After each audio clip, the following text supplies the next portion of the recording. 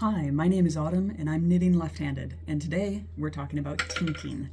Tink is just the opposite of knit, and today we're going to look at the stitches that I've made. We've got a number of knit stitches, then a purl, then 2 knits, then 2 purls, then 2 knits. Looks pretty good. But what if I looked back at this row and thought, oh, I wanted this to be a knit stitch. It should be knitting all the way across and then 2 purls and then 2 knits. Well, I could leave it like that because nobody's perfect, and that's totally okay to have a stitch that wasn't exactly as planned. But if for some reason you did want to go back and fix it, then the way that you would do it would be called tinking, and we can do that very easily. So the first thing that you would do is hold your yarn. Okay, the yarn is coming out the back because this is a knit stitch. So we want to leave it there and then go through not the knit, that's not the yarn that's on the cable, but the knit beneath it, right through the center. Okay, that puts it onto our right-handed needle. Then we're going to slide the needle off and we're going to carefully slide the yarn out.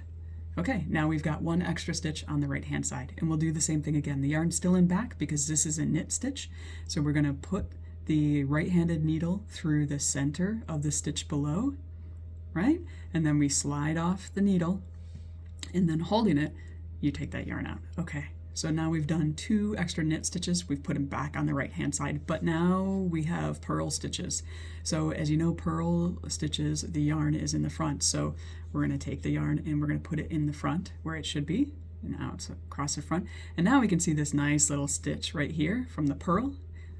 We pop the right-hand needle through that, and we slip the left-handed needle out, and then we just pull the yarn. Okay, we're going to do the same thing again because this is also a purl. We know it's a purl for 2 reasons. One, you can see that little purl, but also take a look at where the yarn is, and you can see that the yarn naturally goes in front. So that is definitely a purl stitch. We go through the right-hand side, or we use the right-handed needle to go through the center of the purl stitch. We slide off the left needle, and then holding it in place, I'm pulling the yarn off. Okay, good. Now we've done those 2 purls, and now we have 2 more knits to go. I'm moving the yarn back into the back because these are obviously knit stitches, and so we're going through the center, pulling it out, pulling the yarn, and I'm holding it the whole time. Otherwise they slide off the stitches and you swear. Okay, then the next one, holding it here, sliding it off, and then now we finally gotten to that stitch that we wanted to change. So we move the yarn in front because this is a purl stitch, and we slide the needle through, slide the left-handed needle off, and then pull it now.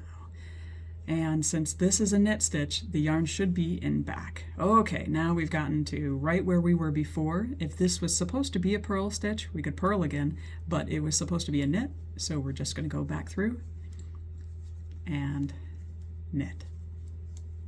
Just doing a few stitches here so we can go back and look. All right, and now you cannot even tell that at one point there was a purl stitch there, and that's all there is to it.